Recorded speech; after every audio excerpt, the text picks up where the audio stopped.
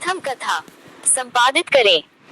बहुत समय पहले की बात है। एक साहूकार के 7 बेटे और उनकी एक बहन करवा थी। सभी सातों भाई अपनी बहन से बहुत प्यार करते थे, यहाँ तक कि वे पहले उसे खाना खिलाते और बाद में स्वयं खाते थे। एक बार उनकी बहन ससुराल से मायके आई हुई थी। शाम को भाई जब अपना व्यापार व्यवसाय बंद कर घर आए तो देखा उनकी बहन बहुत व्याकुल थी। सभी भाई खाना खाने बैठे और अपनी बहन से भी खाने का आग्रह करने लगे, लेकिन बहन ने बताया कि उसका आज करवा चौथ का निर्जल व्रत है और वह खाना सिर्फ चंद्रमा को देखकर उसे अर्घ्य देकर ही खा सकती है। चूंकि चंद्रमा अभी तक नहीं निकला है, इसलिए वह भूख प्यास से व्याकुल हो उठी है। सबसे छोटे भाई को अपनी बहन की हालत देखी नहीं जाती और वह दूर पीपल के पेड़ पर एक दीपक जलाकर चलनी की ओट में रख देता है। दूर से देखने पर वह ऐसा प्रतीत होता है कि जैसे चतुर्थी का चांद उदित हो रहा हो। इसके बाद भाई अपनी बहन को बताता है कि चांद निकल आया है, तुम उसे अर्घ्य देने के बाद भोजन कर सकती हो। बहन खुशी के मारे सीढ़ियों पर चढ़कर चांद को देखती है, उसे अर्घ्य देकर खाना खाने बैठ जाती है। वह पहला टुकड़ा मुंह में डालती है तो उसे छींक आ जाती है। दूसरा टुकड़ा डालती है तो उसमें बाल निकल आता है और जैसे ही तीसरा टुकड़ा मुंह में डालने की कोशिश करती है तो उसके पति की मृत्यु का समाचार उसे मिलता है।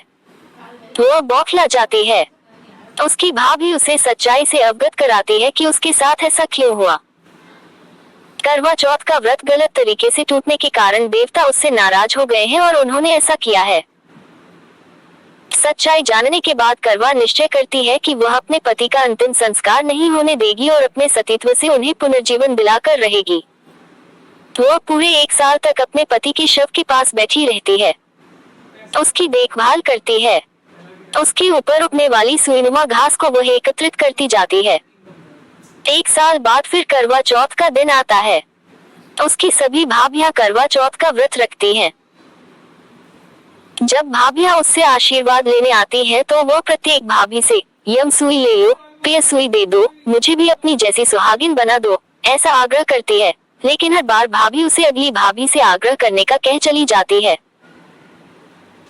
इस प्रकार जब छठे नंबर की भाभी आती है तो करवा उससे भी यही बात दोहराती है।